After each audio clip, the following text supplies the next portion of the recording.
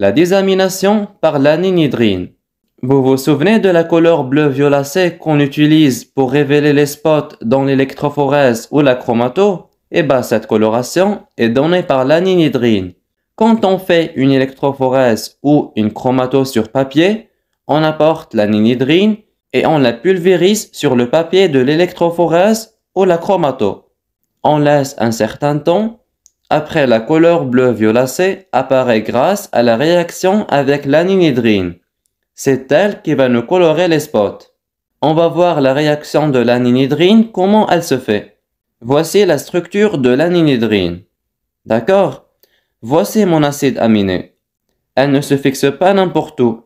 Elle réagit uniquement avec la fonction amine. Elle reconnaît la fonction amine de mon acide aminé. Elle va fragmenter notre acide aminé. Elle va le couper. Donc, regardez. Ninhydrine plus acide aminé, j'obtiens du NH3 plus CO2 plus le reste de l'acide aminé. Et ici, départ d'un oxygène. J'obtiens ce qu'on appelle hydradentine. Je répète. Ninhydrine plus acide aminé à fonction amine. Il faut qu'elle soit libre pour qu'il y ait réaction. Donc, cette ninhydrine va couper notre acide aminé ici et ici. Qu'est-ce qui va se passer? Je vais avoir du NH3 plus RCHO et CO2. Et ici, départ d'un oxygène. J'obtiens ce qu'on appelle hydradentine. C'est le produit qui a réagi avec mon premier acide aminé. Alors, cette hydradentine va réagir avec une deuxième molécule de ninhydrine plus le NH3 de tout à l'heure. J'obtiens le pourpre de Royman. Le NH3 va me relier l'hydradentine et la ninhydrine. Voici le NH3.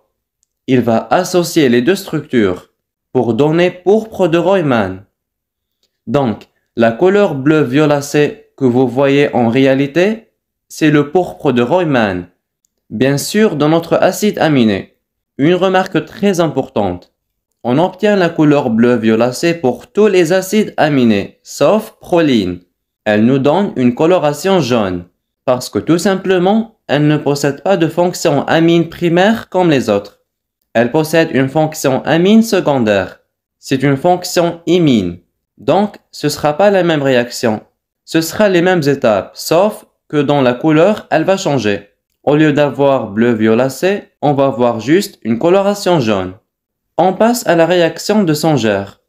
La réaction de Sanger fait intervenir un dérivé aromatique appelé 1-fluoro-2,4-dinitrobenzène. On l'appelle DNFB par abréviation. La réaction de Sanger se réagit uniquement sur la fonction amine libre de l'acide aminé. D'accord? On va obtenir dinitrophényl acide aminé. Voici mon DNFB. Et voici ma fonction amine libre de mon acide aminé. Il va y avoir réaction. Un H de mon acide aminé et le H se dépare avec ce F et j'obtiens le dinitrophényl acide aminé. On suppose que j'ai une glycine ici pour obtenir à la fin dinitrophénylglycine. Si j'ai arginine, je vais avoir dinitrophénylarginine, etc. Écrivez DNFB plus acide aminé donne DNP acide aminé. Une simple abréviation, voilà. C'est mon acide aminé et proline. Qu'est-ce que j'obtiens? Souvenez-vous de la structure de proline. Elle ne possède pas déjà une fonction amine libre. Elle a une fonction imine. Et cette fonction imine fait partie du cycle. Donc, si je vais réagir le DNFB avec proline, il n'y aura pas d'action. Dans les exercices, si vos professeurs vous disent que la méthode de Sanger ou le DNFB n'a pas donné d'action, directement votre acide aminé s'agit de proline. Maintenant, la méthode de Sanger est utilisée dans quel but? Elle est utilisée dans le but d'identifier l'acide aminé N-terminal. C'est le premier acide aminé. N'oubliez pas, lorsqu'on fait une chromatographie ou une électrophorèse, surtout une chromato pour l'identifier, l'acide aminé qui accroche au DNP, il sera beaucoup plus fluorescent. Et ça, c'est un noyau aromatique. Il est fluorescent. Les autres acides aminés n'ont pas cette fluorescence. Donc, comme lui, il est accroché à ça, et ça, c'est fluorescent, c'est un noyau aromatique. Il est plus fluorescent. Les autres acides aminés n'ont pas ça. Donc, je peux l'identifier grâce à son noyau aromatique qui est beaucoup plus fluorescent en chromatographie. Par exemple, j'ai un peptide possédant arginine, lysine, alanine, valine. Je mets le DNFB. Il se fixe sur l'arginine. Après, je fais une hydrolyse acide. J'obtiens DNP plus arginine, n'est-ce pas? Lysine, alanine, valine n'ont pas DNP. Donc, comment je peux savoir qui est l'acide aminé N-terminal? Parce qu'il est beaucoup plus fluorescent dans la chromato par rapport aux autres. La méthode de Sanger possède un défaut. Quel est ce défaut? Et que ce DNFB se fixe sur le NH2 de l'acide aminé N-terminal. Et il se fixe aussi sur le NH2 du radical. Notez-le bien. Comme lysine, arginine, histidine. C'est les acides aminés basiques. On avait dit qu'ils possèdent une deuxième fonction amine dans leur radical. On passe à la suite. Alors, la benzylation. C'est la même chose que Sanger. C'est le réactif qui change, c'est tout. Au lieu d'utiliser le DNFB, on utilise le chlorure de benzyle. C'est pour ça qu'on l'appelle la benzylation. Même chose, j'utilise le chlorure de benzyle qui réagit avec la fonction amine libre de l'acide aminé. Après, j'obtiens le benzyle acide aminé. Et il est très fluorescent par rapport au DNFB. Il ne réagit pas lorsque la fonction amine de l'acide aminé est bloquée. Si j'utilise proline, pas d'action. D'accord? Mais il n'a pas le défaut de la méthode de Sanger. C'est-à-dire, il ne se fixe pas sur la fonction amine du radical.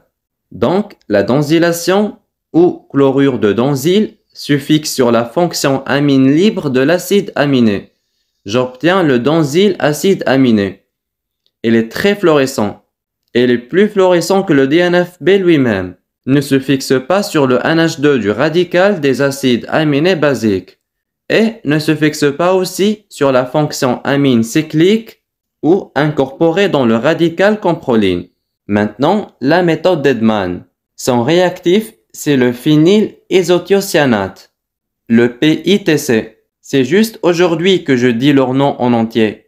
Mais dorénavant, ce sera DNFB, chlorure de benzyle, PITC. Voici le réactif de la méthode d'Edman. Même chose, il se fixe sur la fonction amine libre de l'acide aminé. Mais regardez, quand il se fixe après hydrolyse acide, il va y avoir cyclisation de la molécule. Tout à l'heure, quand on avait vu le benzyle, ils se sont juste fixés. Rien ne se passait à notre molécule. Juste une fixation. Pour Edman, se fixe sur la fonction amine et en même temps, il va y avoir la cyclisation de mon acide aminé. Il me forme un cycle. Donc, j'obtiens le phénylthioédentoine. Donc, j'obtiens le PTH, acide aminé. Écrivez phényl isothiocyanate PITC plus acide aminé donne PTH, acide aminé. Alors, même chose. La méthode d'Edman réagit avec la fonction amine libre. Avec la proline, il n'y aura pas d'action.